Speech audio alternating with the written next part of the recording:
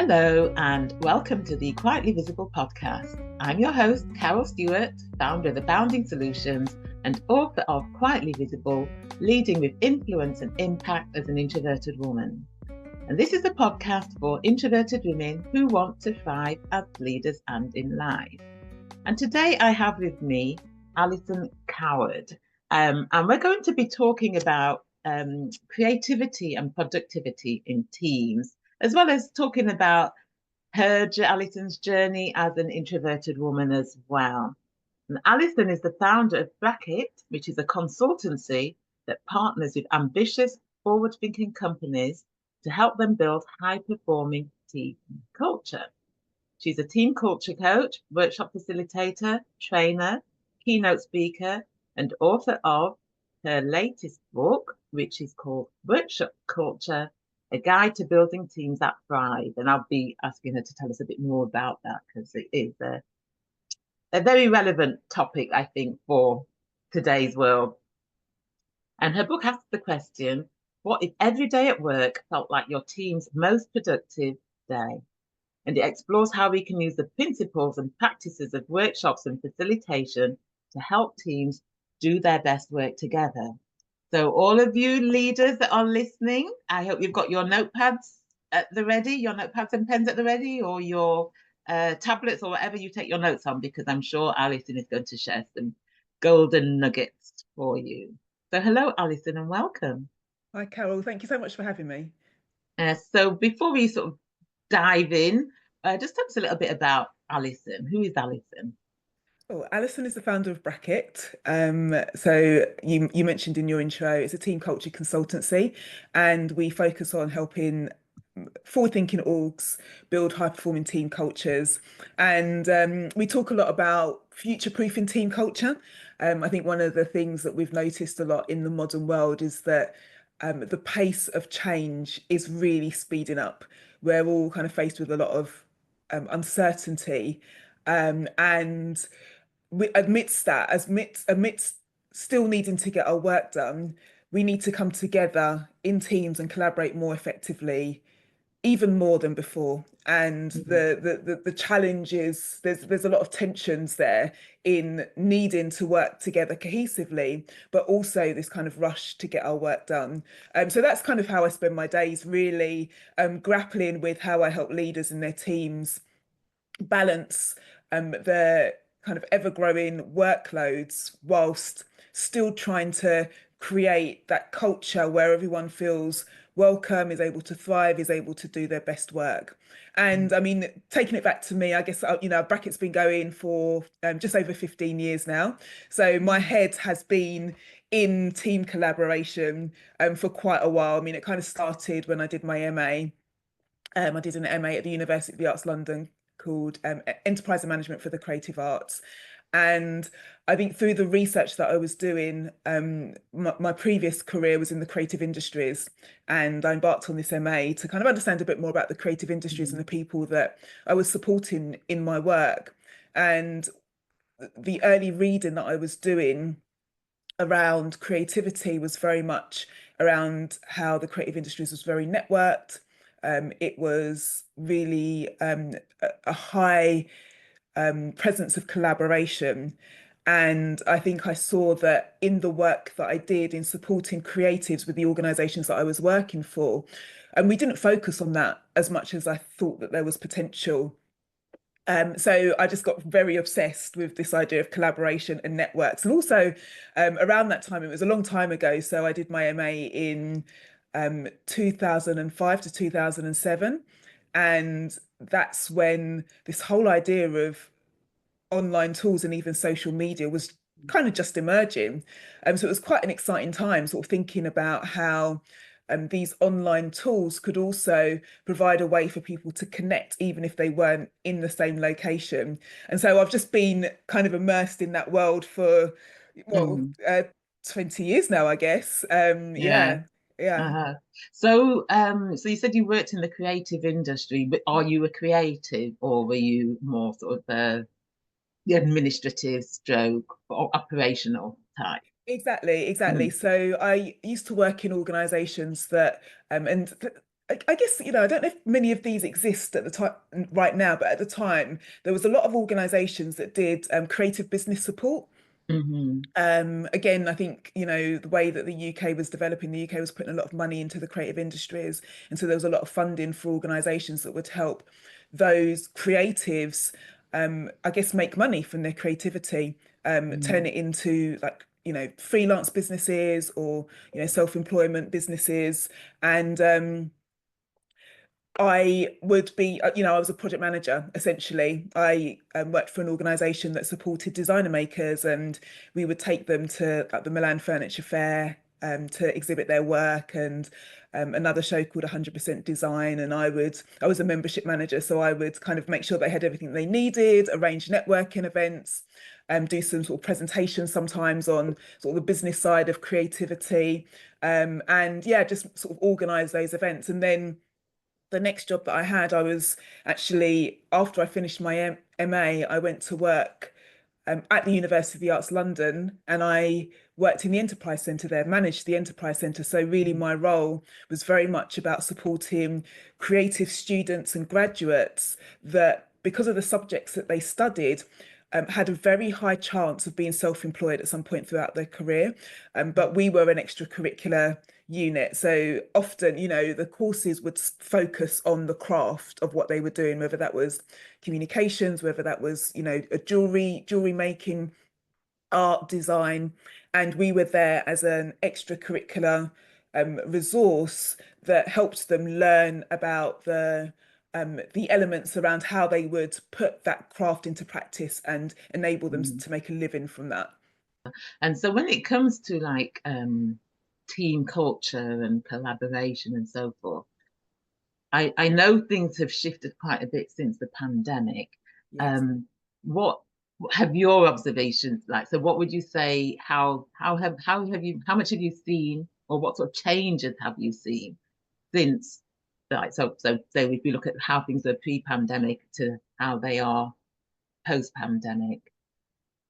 Yeah, so the pandemic was, I mean, it was a massive experience for all of us. It affected all of us. And I think we are very aware that in the 5 years since, the way that we work is very, very different. Mm, It looks very different to how it looked in 2019 even. From the work that I was doing, I could see those changes coming anyway. And what happened was the pandemic sped it up.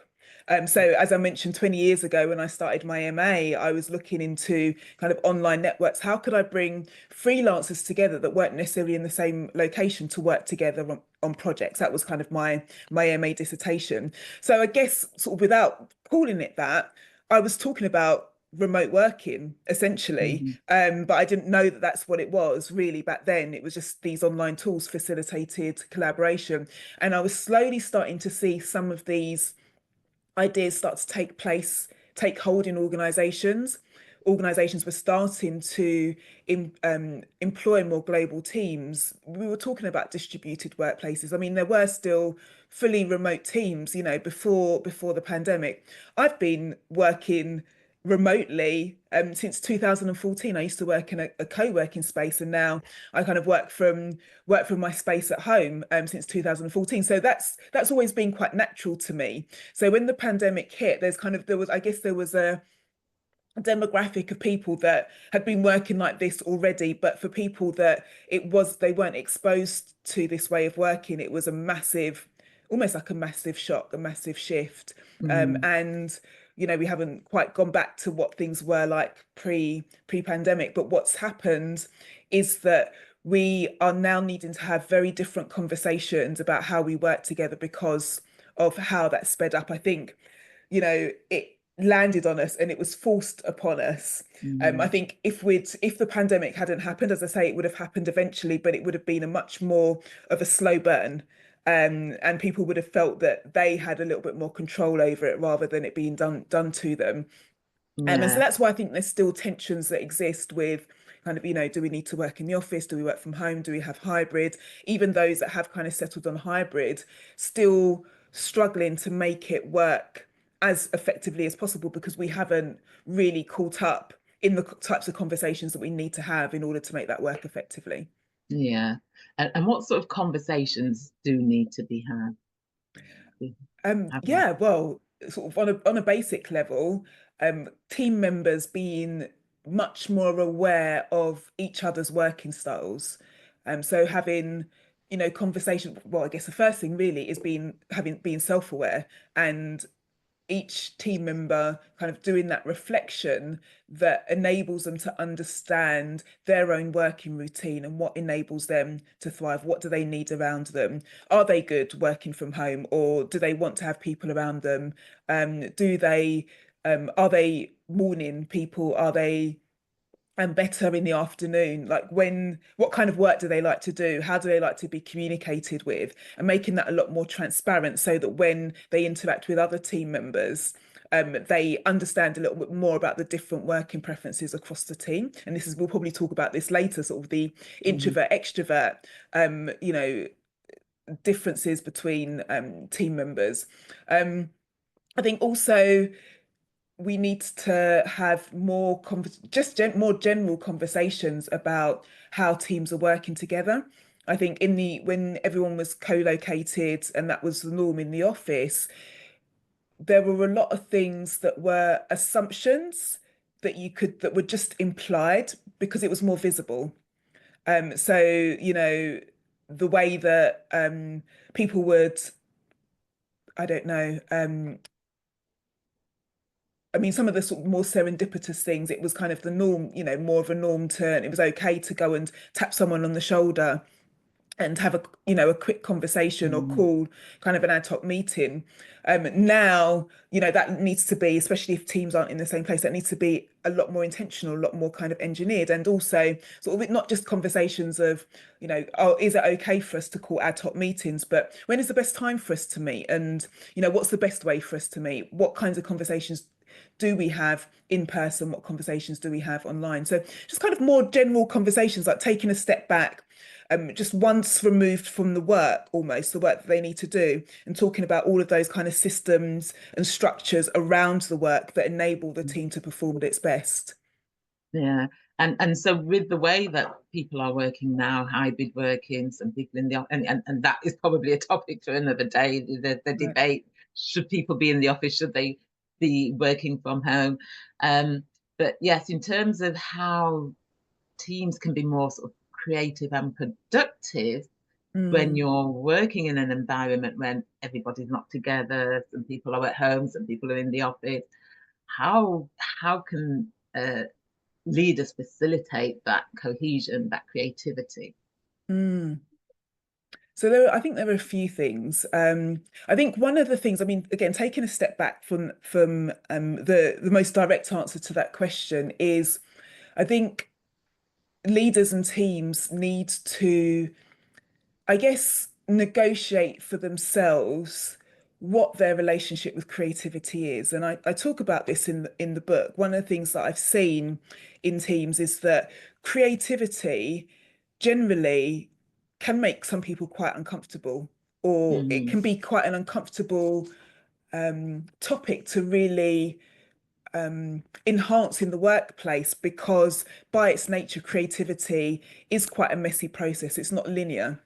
And Mm-hmm. actually, what we're biased to in the workplace is getting things done, like just, head down, getting through tasks. And with creativity, you need a bit of patience. You need to accept that, like, the first answer that you come up with might not be the best answer. You need to be, there's a little bit more exploration. Things might go in kind of cycles rather than a straight line. And we don't really give ourselves the space to do that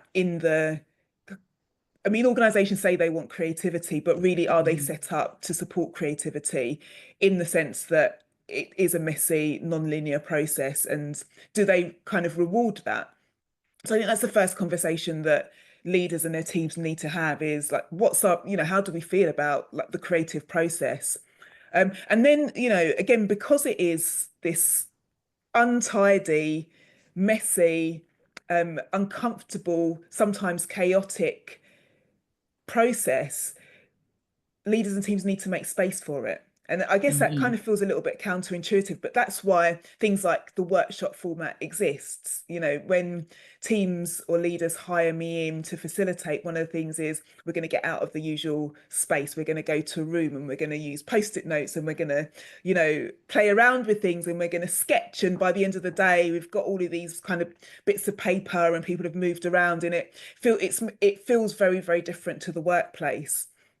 Um, how comfortable do leaders and teams feel bringing more elements like that into their everyday rather than kind Mm. of keeping it separate in a workshop? And that might be, it's, as I say, it's not running those kinds of sessions day in, day out. That's not sustainable.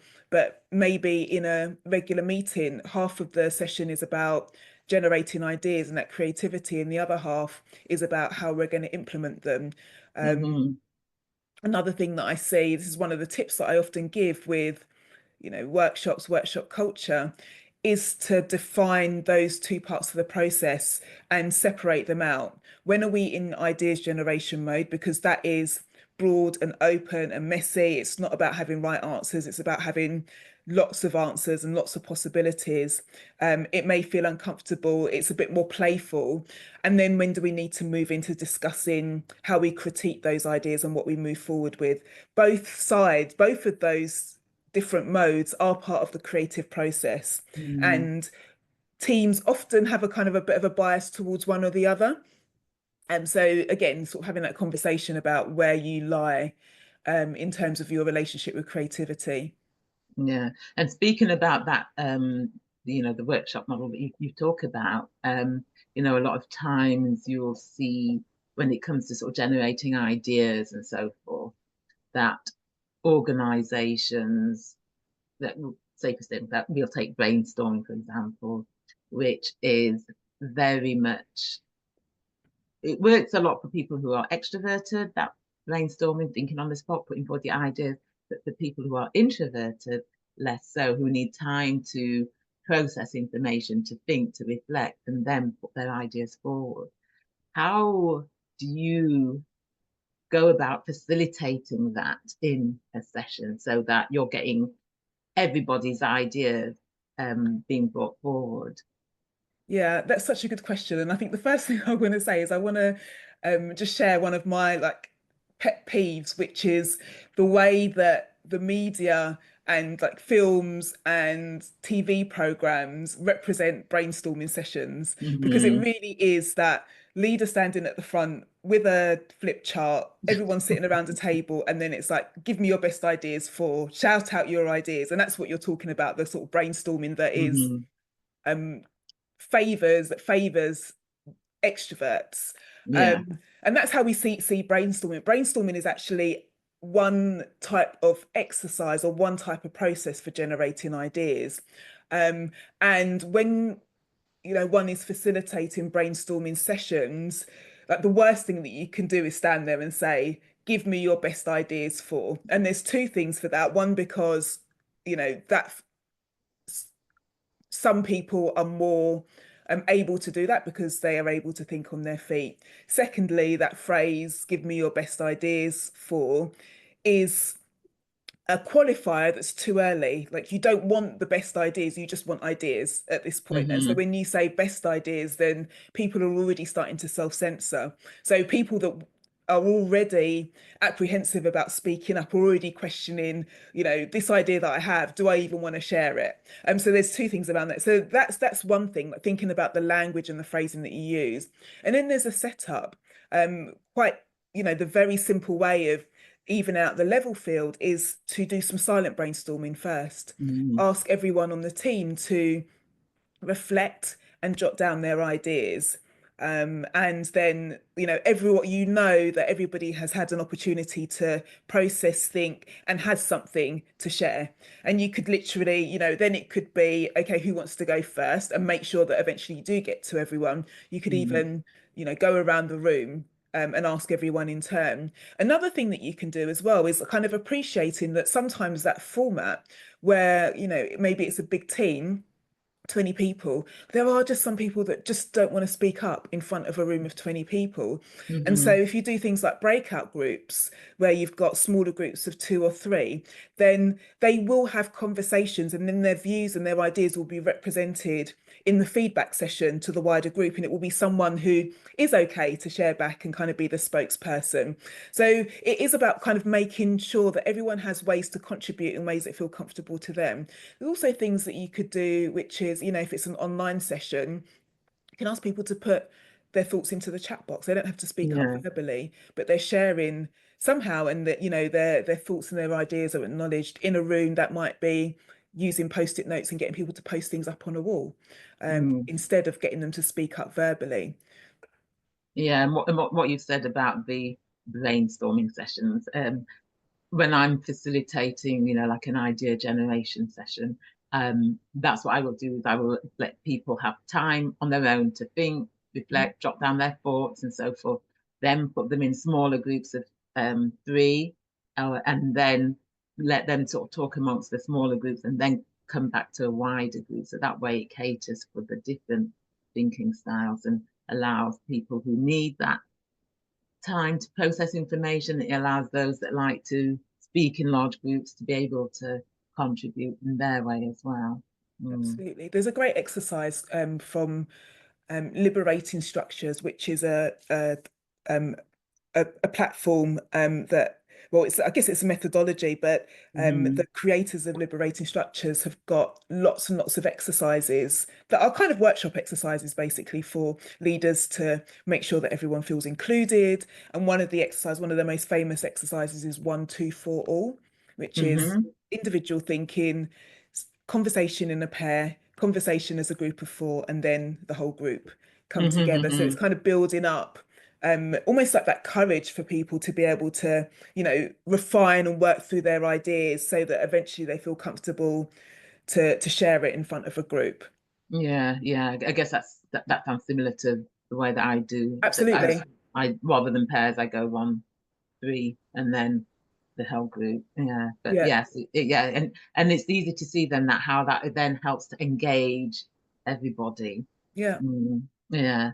And so, as someone who's introverted and a woman, which the audience are introverted women, so what has your experience been like, sort of navigating your career and, doing what you're doing, where you're very much at the forefront of what you do. You are like the face of what you do as well. What has that been like for you? Oof. Well, I say it hasn't, I don't think it's been necessarily easy, but I don't think I was always aware that it wasn't Hmm. easy for me. I think it's interesting because early on in my career, and I will say this with a caveat because I have different views around personality assessments and tests. Like I'm not Hmm. a massive, like, you must do a personality and test, but I find that they can be useful in different settings. But anyway, early on in my career, when I was working at the University of the Arts, I did Myers-Briggs, and I came out as ENTJ.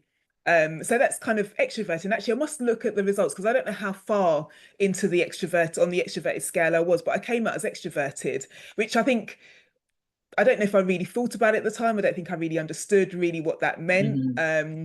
But then later on, after I'd been working for myself for a while, I repeated it and I came out very strongly as an introvert. Which was surprising to me because I didn't know that it could change, first of all. Um, and secondly, I wonder whether early on in my career I was taking on a persona because that's what I felt that I needed to be in order to get through Hmm. work. But realizing that when I didn't have that kind of structure around me and I was doing my own thing and I was kind of much more controlling my day, actually my preference was for more introversion.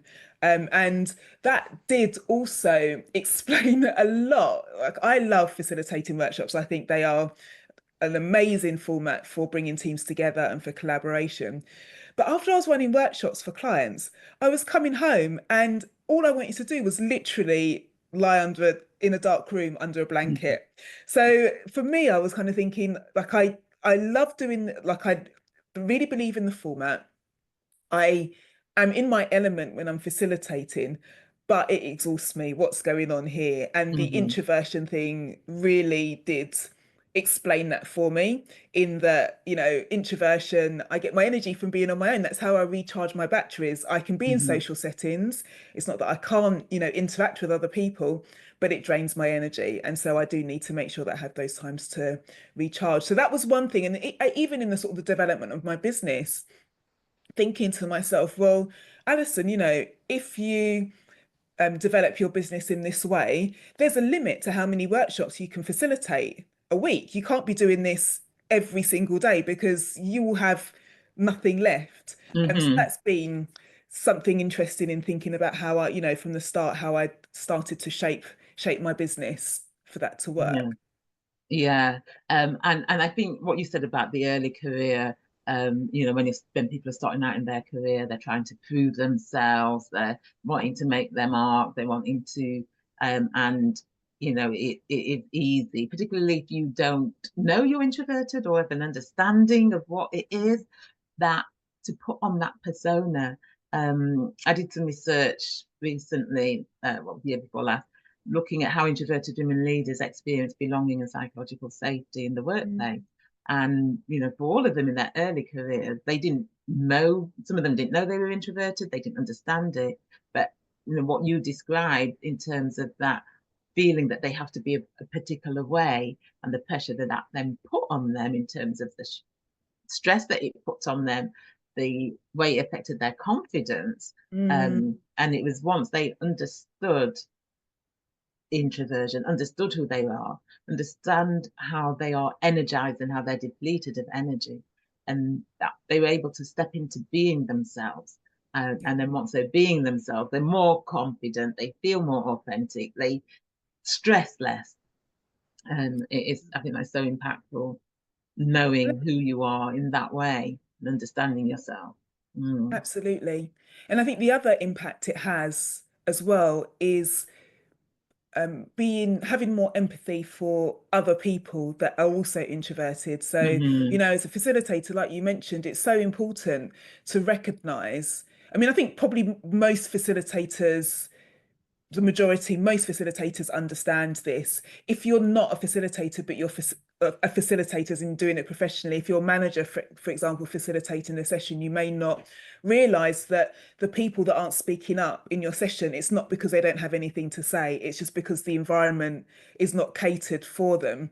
And Hmm. so I think, having an awareness, this is why I really do believe in facilitation as a great tool for managers, because you start to build in all of those different ways for people to interact and contribute, and you have more awareness and more, say, empathy and understanding of the way different working styles and the way that people like to share their ideas or how people thrive. And this is, going back to sort of an earlier part of our conversation when you asked me, what are the conversations that people need to be having? This is kind of one of them, really, in terms Hmm. of people's preferences for communication and how they show up, because not everyone thrives in the same way. If you have an introverted team member and you're requiring them to be in groups and interact in groups constantly, it may be part of their role, but realize that you're probably not going to be getting the best out of them because they're going to be exhausted. Hmm. So if we all have that understanding across different members of our team, then we can help people be the best in their role, because we're really drilling down on what it is that enables them to be successful based on their own characteristics. Yeah, and what you said about managers being developing facilitation skills, I think that is very important. That all leaders are able to facilitate and develop those skills. So, Mm. what would be the advice that you would give someone how they could go about developing those facilitation skills? I think start small.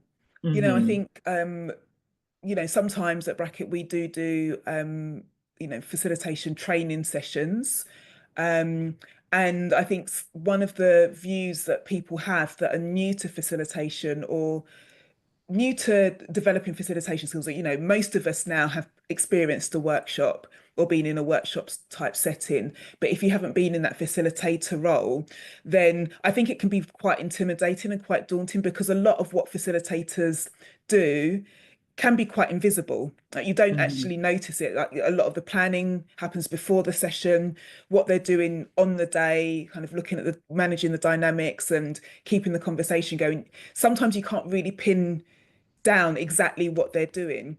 And so I think two things happen with that. As I say, people get intimidated, but secondly, people think that it's about the person, and their their charisma and all of that kind of stuff. They think that they Mhm. just turn up on the day and that's just how it is.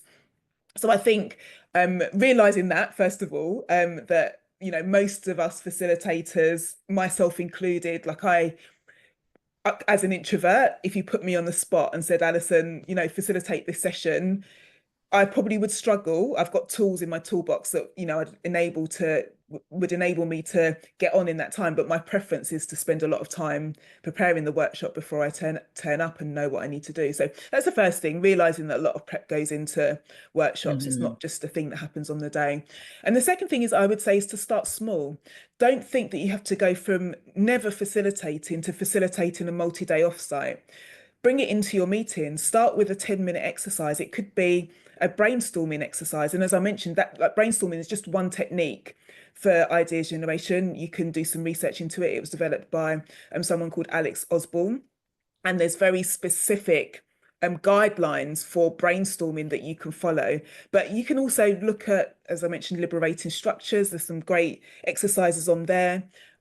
You could do a 1, 2, 4 all, or even just pop a question, pose a question and ask people to respond in the chat box. Do something small that feels like facilitation that you haven't done before and start to build up your confidence that way, because as I say, it can feel quite daunting to just feel like you have to be able to, command a room from Mhm. the outset. And it's a skill. It's a skill. We've all Yeah. built up some of us, are naturally disposed to facilitation, but we still have to do it's a skill that we have to hone and craft and learn about and develop.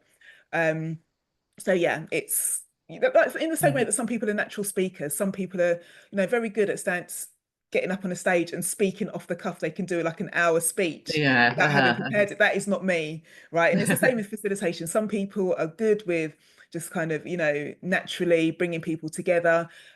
Some people have to really work and craft those skills. It's absolutely Mm. normal. Yeah, and I think understanding the difference between being a facilitator and a speaker is Yes. important, because you're not going there and it's just about you and what you're delivering, speaking. It's about um, ensuring that every voice gets heard, that you're directing and guiding the conversation in the way that's needed to get the outcome that or the objective that is for the purpose of that particular session. And also a lot of listening is involved as well. And Yeah. which introverts are well known for being good Right. listeners. Absolutely. And I think again that's kind of a misconception about facilitation, is that you have to be this big personality Mm. that, as I say, commands the room, has this really strong presence.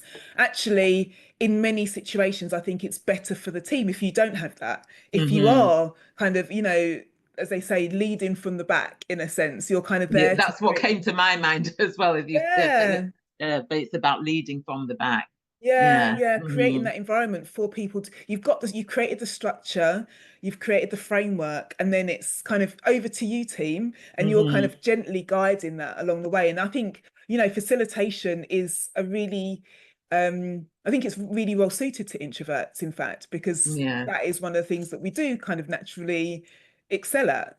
Hmm. Hmm. Yeah. And so tell us a bit about the book, Oh, yes. Workshop Yeah, thank Culture. you. Thank you for asking. So, workshop culture is a concept that I developed from facilitating lots and lots of workshops.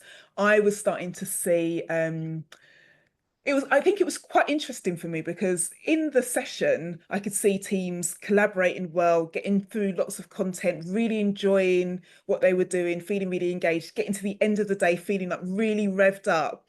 And then also knowing that when they got back to their usual work setup, that feeling would disappear. We all know that feeling, don't we? Sort of being in a workshop Hmm. and it feeling great and like having lots of ideas and then wanting to go back to the office and implement them. But 3 years, 3 months down the line, everyone kind of saying, "Oh, that workshop that we did, what came out of it?"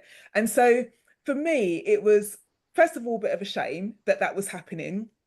Secondly, one of the things is that with a workshop, that is a true, um, very intense version of collaboration. Like we talk about needing collaboration in the workplace a lot, and how difficult it is to really truly achieve collaboration. But yet in the workshops that I was facilitating, I was seeing that teams were fully capable of doing it.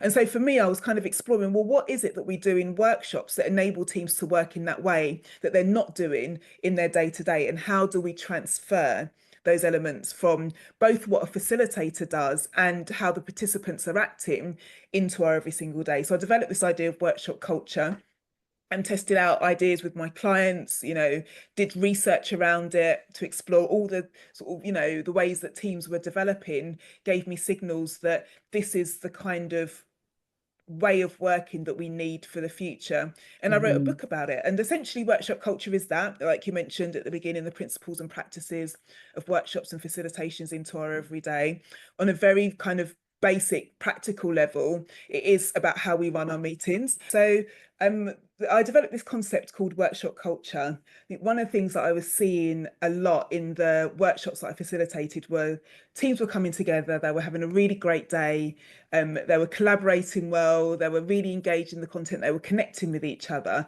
And by the end of the workshop, everyone was kind of really excited about the ideas that they generated and what they were going to do. But I also knew that getting back into the day-to-day, once the realities of their daily work set in, it will be very difficult to continue that feeling and implement those ideas. We've all kind of had those workshops where it was great on the day, and sort of 3 months down the line, we've looked back and said, oh, what's happened since that workshop? So there was that.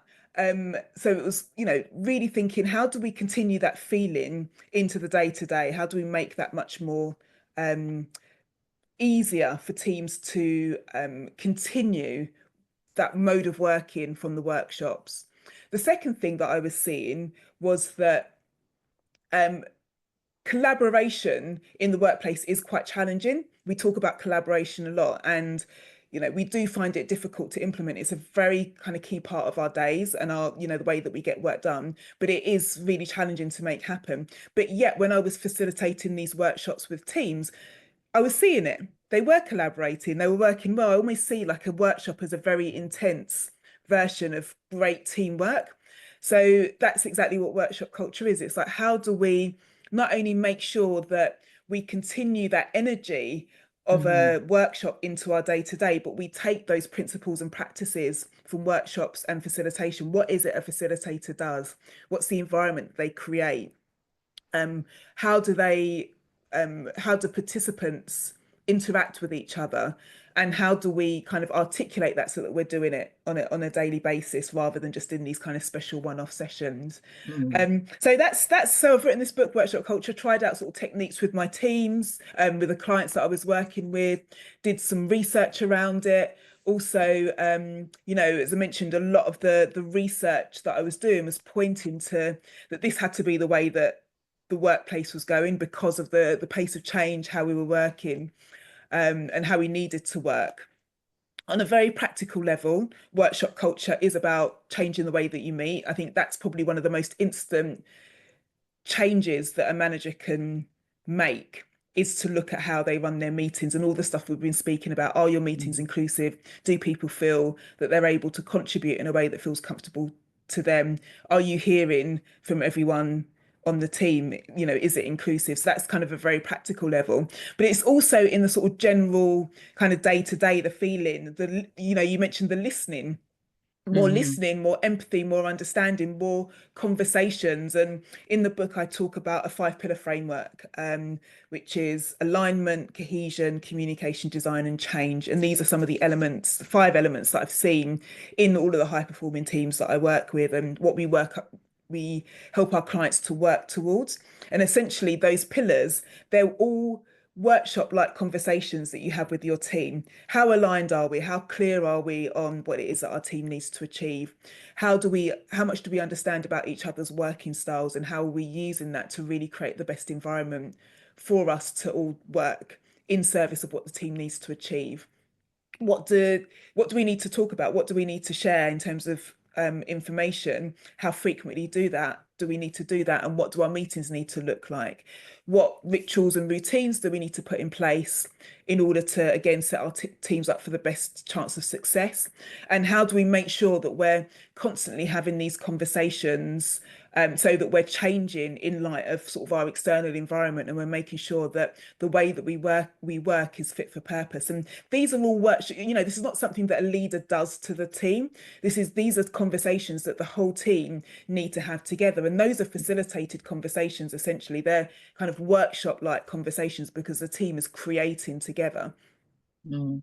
And what sort of difference have you seen when somebody has sort of gone through the process of embedding that workshop culture in their team? What sort of differences have you seen? Yeah, it's interesting. Just finalizing a case study from a recent client, and as I sort of mentioned, the very practical things that you see is how they run their meetings. This client, for example, I think there was a team of 20, and so one of the things that we helped them introduce was, in their meetings, like just introducing breakout groups. Like all of their meetings, they weren't terrible, the meetings that they were having, but it was a meeting of 20 people. So, even for 5 minutes, having these little Mm, kind of buzz groups and breakout groups, which has meant that across the team, and there are three specific pillars across the team who weren't really interacting with each other before. They were talking to each other but not really collaborating. Now, because they have that touch point in meetings, we're able to share a lot more across the different work streams. They're actually sparking up new collaborations with each other. They're a lot more aware of what's coming, for all of the different pillars and activities, and where they can get involved and where they can share resources. So this way of working, it is, it kind of feels, in a sense, very basic, but it's transformational. mm, Just that process of enabling people to speak to each other, and giving permission for that kind of cross collaboration to happen, can have such an impact in, how people interact with their work, how you share resources so there's no duplication, also how people feel about their work as well. They feel more engaged, because mm. their work is more interesting because they're learning from other people. Yeah, gosh, when I think back to my days as a leader and as a sort of, I think sort of my early days of sort of being a team leader and managing teams, I could have done with your book back then. Oh, When I sort of think yeah. about it, because it's like you're finding your feet, and the sort of the way the leadership sort of training that I had back then very wasn't very sort of about creating collaboration with the Yeah. teams and that sort of thing, and looking at how you could get everybody's views, how you could get everybody to add to what was going on, everybody's input and that sort of thing. So I know that there will be lots of leaders out there that would benefit from your book. I So this hope has so. I been. mean, that's my aim, is that it's very practical, and it Mhm, it really, it's not. I hope that it inspires, but I think more than anything, I hope that people use it. It's mhm, designed to be very, very practical, and it's designed to be something that you can dip in and out of. You can like read it the whole way through, or you can, think about the pillar, one of those 5 pillars that you want to concentrate on, and just dive into that part of the book. But my goal is that teams are having these conversations constantly. It's not just a kind of let's do an away day and let's talk about it once a year, but it actually mhm. becomes the fabric of how they work. They're doing the work, but they're also paying attention to how they work together, because you can't really separate them now. No, no, brilliant. Well, thank you so much. This has been a very interesting conversation. So, where's the best place for people to go to find out more about you? You get your book. Where should they go?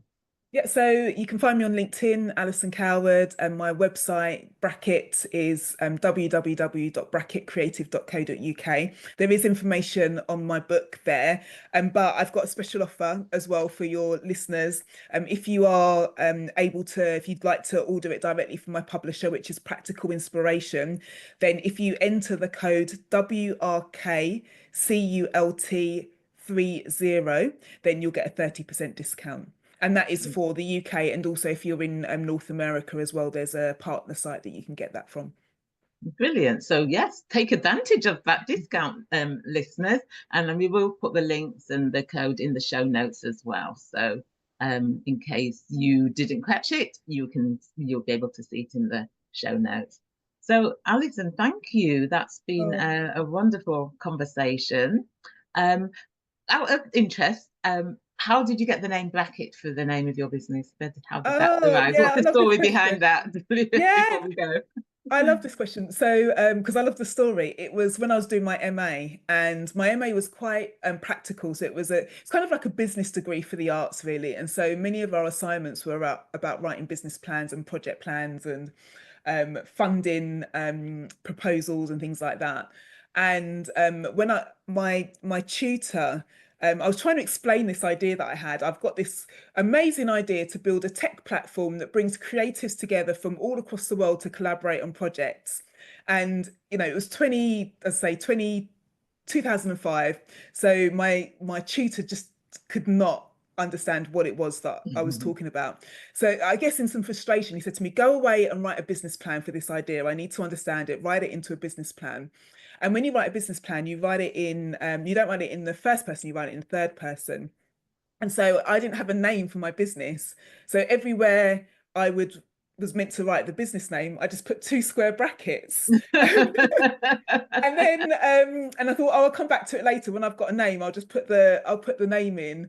And then just one evening I was sitting there. I remember it very well in my previous home when I was in my MA. Sat there and I was like, oh, let me just put the word bracket in there, just to give it a name. And I was like, actually, it's not bad. So that it just stuck. It just stuck from there. Oh, Yeah. I love that story. Yeah, I always love to hear how people find names for things and the story Yeah. behind them. So thank you for sharing that. You're Uh-huh. welcome. So thank you so much. Listeners, do go check Alison out, as I've said, and take advantage of the discount code. And if you are wanting to increase your confidence, influence, and impact, if you haven't completed the free assessment on my website, go to aboundingsolutions.com. Under the free resources, there's an assessment that you can complete that will give you ideas about areas that you can focus on. And so until the next time, bye.